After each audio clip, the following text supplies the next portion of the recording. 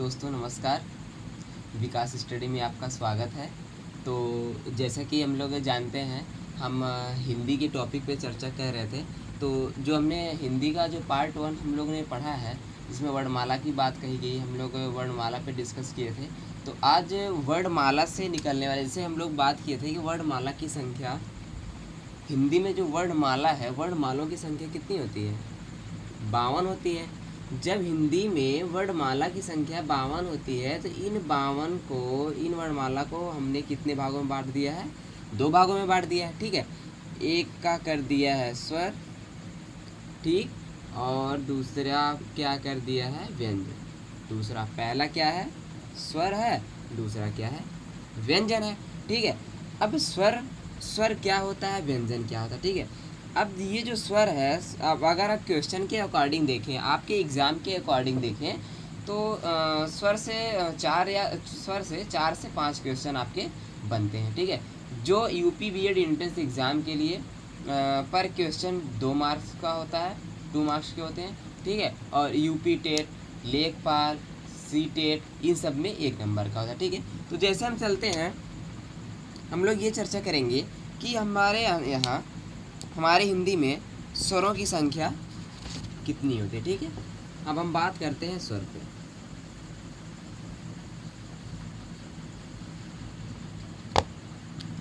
हम बात करते हैं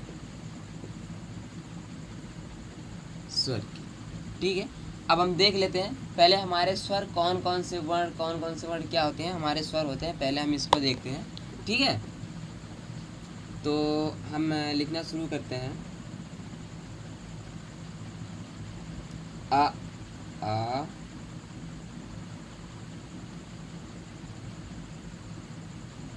ई उ ए री ओ औ अंग आ। ठीक है, तो सबसे पहला जो क्वेश्चन बनता है हमारा कि स्वरों की संख्या कितनी होती है। अब देखिए, सबसे डिफ़िकल्ट पॉइंट ये है, कहीं कहीं आपको स्वरों की संख्या 11 या कहीं कहीं 13 मिलती है। तो हम ऑप्शन को देख के इसी में कंफ्यूज हो जाते हैं कि स्वरों की संख्या 11 है कि 13 है। ठीक है, तो आज हम ये भी चेक करते हैं। ठीक है, अगर हम इसको गिने 1 2 3 4 5 6 7 8 9 10 11 12 13, कितने हो रहे हैं? 13 हो रहा है ना। तो ये जो आ से लेकर आ तक है, ये हमारे कितने बन रहे हैं? अगर हम इनको काउंट करते हैं तो ये हमारे 13 बन रहे हैं। अर्थात हिंदी में अगर कुल स्वरों की संख्या पूछेगा तो हम 13 बताएंगे। लेकिन अगर हिंदी में अगर केवल ऐसा शब्द दे देता है कि हिंदी में स्वरों की संख्या कितनी है, तब आपको क्या बताना है? हिंदी में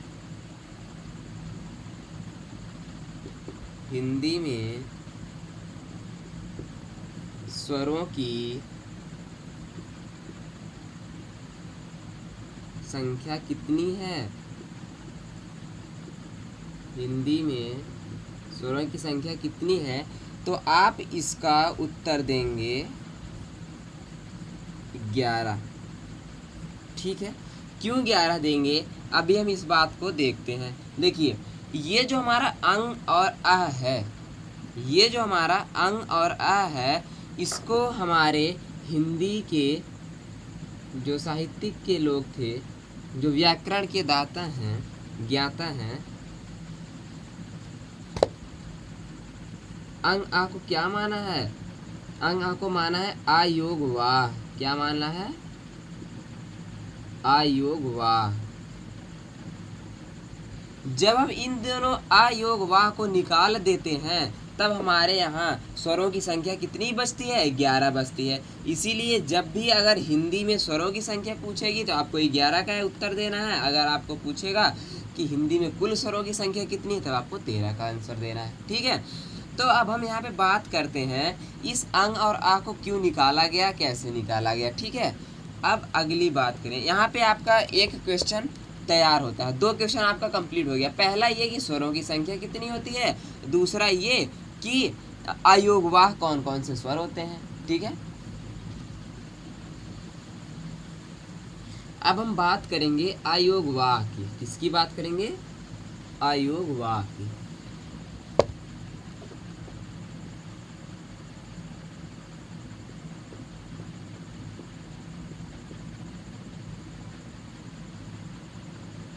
अयोगवाह, आप जानते हैं आ का मतलब, आ का जो शाब्दिक अर्थ होता है, अगर हम इस शब्द पे जाएं, ठीक है, तो अभी में अयोगवाह का अर्थ क्या होगा हम लोग आसानी से जान लेंगे।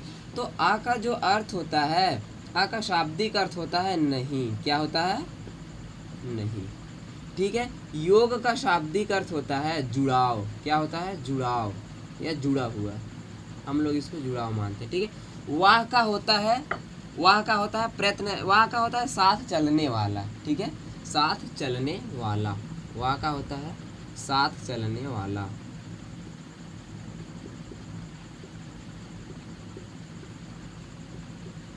साथ चलने वाला। तो यहाँ पे हम लोग देख सकते हैं कि अयोगवाह का अर्थ निकल के क्या आ गया, नहीं जुड़ाव साथ चलने। कहने का मतलब ये जो दो अयोगवाह होते हैं, ये जो दो आपके दो अयोगवाह हैं, अंग और अह, ये जो दो हैं, ये किसी स्वर या किसी व्यंजन के साथ नहीं चलते हैं। ये स्वर और व्यंजन के बीच में आते हैं। कहाँ आते हैं, स्वर और व्यंजन के बीच में आते हैं। ठीक है, अब हम ये देखते हैं, हम ये देखेंगे, ये जो हमारा अंग होता है, अंग, इसे हम कहते हैं अनुस्वार। क्या कहते हैं, अनुस्वार। उच्चारण का स्थान, उच्चारण के आधार पे इसे हम क्या कहते हैं, अनुस्वार। अनुस्वार क्यों कहते हैं, क्योंकि ये हमारे नाक से निकलती है, नाक से। अंग, आप अगर बोल रहे हैं तो नाक से वायु अंदर जा रही है, नाक से वायु बाहर आ रही है। ठीक है, इसीलिए हम इसको क्या बोलते हैं, अनुस्वार। क्यों बोलते हैं, क्योंकि हम इसका जो उच्चारण स्थान है नाक है। नाक इसका क्या है, उच्चारण स्थान है।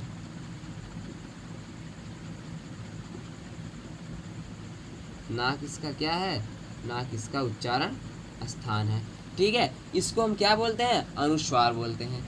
हमेशा क्वेश्चन में 1 नंबर का पूछ लेता है, ऐसा दे देगा कि निम्न में से अनुस्वार है, तो 4 विकल्प दिए रहेंगे, उसमें से आपको विकल्प में देखने हैं, ये अगर अंग है, हाँ ये अनुस्वार है। ठीक है, अब अगला आता है आपका अह।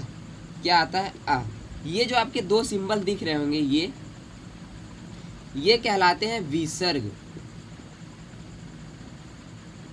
क्या कहलाते हैं, विसर्ग, जो कि हमेशा किसी व्यंजन के अंत में प्रयोग में आते हैं। ये स्वतंत्र रूप में नहीं होते हैं, ये किसी के साथ होते हैं, ये स्वतंत्र रूप से होते हैं, माफ कीजिएगा। ये व्यंजन के अंत में प्रयोग में लाए जाते हैं, जैसे प्रातः।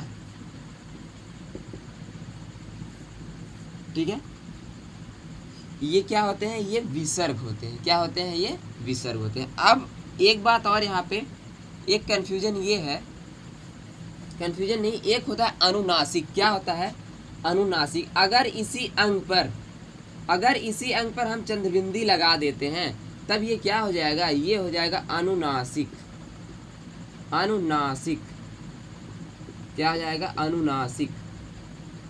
भाइयों ये अनुनासिक क्यों हो जाएगा, क्योंकि ये नाक के साथ साथ,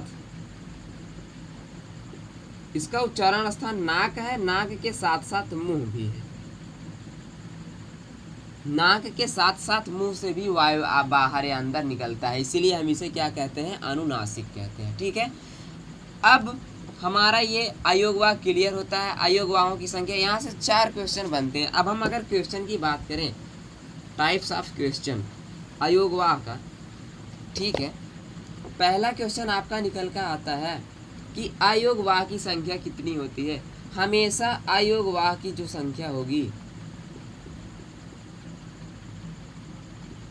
अयोगवाह की संख्या कितनी होती है, 2 होती है। और ये कौन कौन से होते हैं, ये होते हैं अंग और होते हैं आ। इसे कहते हैं अनुस्वार। फिर से आपका रिवीजन हो जा रहा है, इसे कहते हैं अनुस्वार और इसे कहते हैं विसर्ग।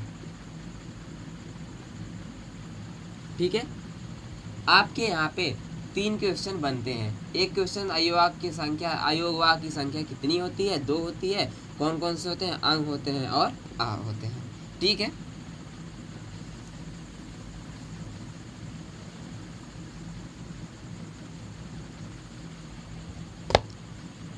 मैं एक बात बता दूं, अगर यूपी बीएड की बात करें, यूपी बीएड एंट्रेंस एग्जाम,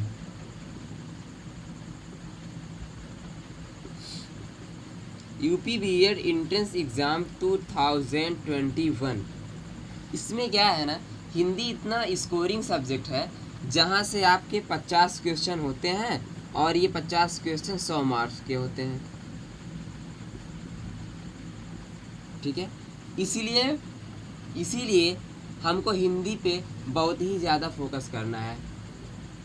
ठीक है, हिंदी पे क्या करना है, बहुत ही ज़्यादा फोकस करना है। ठीक है, अब ये आपका पार्ट 2 पूरा होता है, जो कि जिसमें हम स्वर और अयोगवाद देख चुके हैं। अब हमारा दूसरा आता है व्यंजन।